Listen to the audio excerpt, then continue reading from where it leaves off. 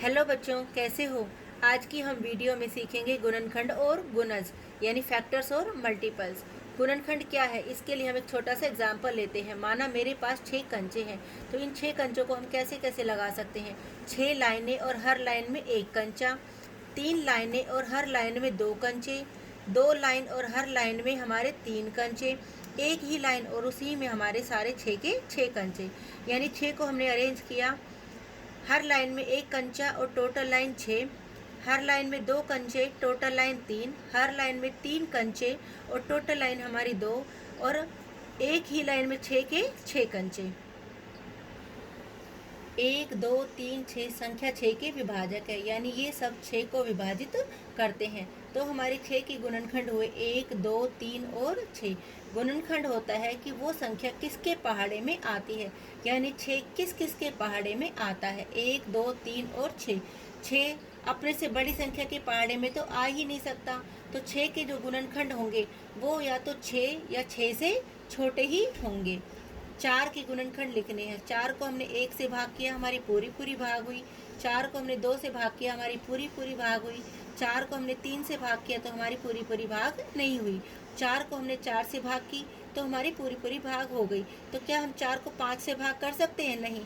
तो जो 4 के गुणनखंड होंगे वो 4 या 4 से छोटे होंगे। तो हमारे 4 को हम कैसे कैसे लिख सकते हैं? 1 गुना में 4, 2 गुना में 2 और 4 गुना में 1। तो हमारे 4 के गुणनखंड हुए 1 2 और 4। यानी गुणनखंड कभी भी उस संख्या से बड़ा नहीं हो सकता जिसके हम गुणनखंड लिख रहे हैं, और हर एक संख्या का गुणनखंड होता ही होता है, यानी एक के पहाड़े में सारी संख्याएं आती हैं। गुणनखंड की विशेषताएं, पहली है एक प्रत्येक संख्या का गुणनखंड होता है, जैसे कि मैंने अभी अभी बताया। दूसरा, प्रत्येक संख्या स्वयं अपना एक गुणनखंड होती है। यदि मैं 6 के गुणनखंड लिखूंगी तो 1 और 6 जरूर उसके गुणनखंड होंगे। एक दी हुई संख्या का गुणनखंड उस संख्या से छोटा या उसके बराबर होता है। यानी हमने 6 के गुणनखंड लिखे तो सारे गुणनखंड या तो 6 से छोटे थे या 6 के बराबर था। ऐसे ही 4 के गुणनखंड या तो 4 से छोटे थे या फिर 4 के बराबर था। किसी भी संख्या के गुणनखंडों की संख्या परिमित, यानी हम उन्हें गिन सकते हैं। 6 के जितने भी गुणनखंड है उन्हें हम गिन सकते हैं। 4 के, ऐसे ही हम हर संख्या की गुणनखंड गिन सकते हैं। अब हम सीखते हैं गुणज यानी मल्टीपल्स क्या है। हमसे कहा जाता है कि 4 के गुणज लिखो, तो 4 के गुणज है यानी 4 का पहाड़ा हमें लिखना है। 4 8 12 16 20, ऐसे आगे और भी।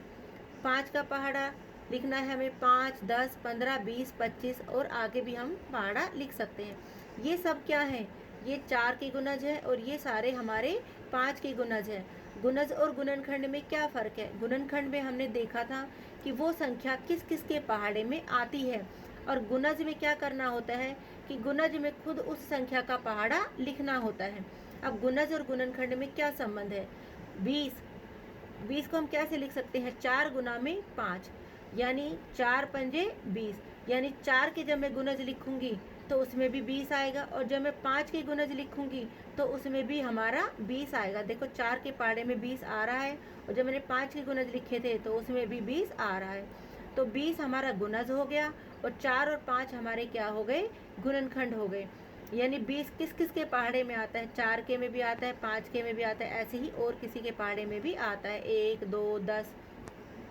ऐसे ही एक और उदाहरण, 24 को हम लिख सकते हैं 2 गुना में 12। जब मैं 2 के गुणज लिखूंगी तो उसमें भी 24 आएगा, और मैं 12 का पहाड़ा लिखूंगी तो उसमें भी 24 आएगा। तो 24 गुणज हुआ, और 2 और 12 हमारे क्या हो गए? गुणनखंड हो गए। गुणज की विशेषताएं, एक संख्या का गुणज उस संख्या के बराबर या उससे बड़ा होता है।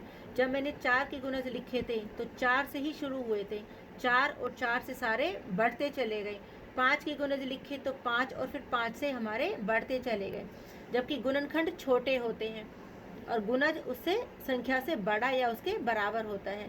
गुणजों की संख्या अपरिमित होती है, यानी हम गुणज को नहीं गिन सकते, जबकि गुणनखंड में हम उनको गिन सकते थे। प्रत्येक संख्या स्वयं का एक गुणज होती है। गुणनखंड की तरह गुणज भी स्वयं उस संख्या का गुणज होती है। 4 के जब गुणज लिखेंगे तो 4 4 का गुणज है। अब आता है हमारा संपूर्ण संख्या। संपूर्ण संख्या क्या है? मैंने 6 के गुणनखंड लिखे। 6 किस किस के पहाड़े में आता है? 1 2 3 और 6। इसके गुणनखंडों का योग करके देखो, 1 और 2 3, 3 और 3 6, 6 और 6 12। 28 के गुणनखंड लिखो, 1 2 4 7 14 28, और इन सब के गुणनखंडों का योग हमारा 56 होता है। तो 6 और 28 हमारी संपूर्ण संख्या है। संपूर्ण संख्या क्या होती है? यदि किसी भी संख्या के गुणनखंडों का योग उस संख्या से दुगना हो तो वह संपूर्ण संख्या कहलाती है। 6 के गुणनखंडों का योग 12 है, यानी संख्या 6 से दुगना। 28 के गुणनखंडों का योग 56 है, यानी संख्या 28 से दुगना। तो 6 और 28 हमारी संपूर्ण संख्या है। अब हम एग्जाम्पल्स के द्वारा समझते हैं। 36 के गुणनखंड लिखो। 36 को हम लिख सकते हैं 1 गुना में 36, 2 गुना में 18, 3 गुना में 12, 4 गुना में 9, 6 गुना में 6। तो हमारे 36 के गुणनखंड हुए 1 2 3 4 और 6, यानी 36 किस किस के पहाड़े में आता है? 1 2 3 4 6, और आगे भी हमारा 12 भी लिख सकते हैं हम इसमें, 18 भी लिख सकते हैं हम इसमें, और हमारा क्या रह गया? इसमें हमारा 36 भी रह गया। यानी 36 हमारा किस किस के पहाड़े में आता है? 1 2 3 4 6 12 18 और 36। यानी 36 के गुणनखंड 1 से शुरू हुए और हमारे 36 पर आकर खत्म हो गए। 36 के गुणनखंड 36 से बड़े नहीं होंगे, यानी किसी भी संख्या के गुणनखंड उस संख्या से बड़े नहीं हो सकते। अब हम एक गुणज का एग्जाम्पल लेते हैं। 6 के पहले 5 गुणज लिखो। 6 गुना में 1 6, 6 दूनी 12, 6 तिया 18, 6 चौक 24, 6 पंजे 30। तो 6 के गुणज हमारे क्या क्या हुए? 6 12 18 24 और 30, यानी और भी ज़्यादा गुणज हो सकते हैं, लेकिन हम सिर्फ कितने गुणज लिख रहे हैं? 5। तो 5 गुणज हमने 6 के 5 तक पहाड़े लिख लिए, 6 12 18 24 और 30। धन्यवाद।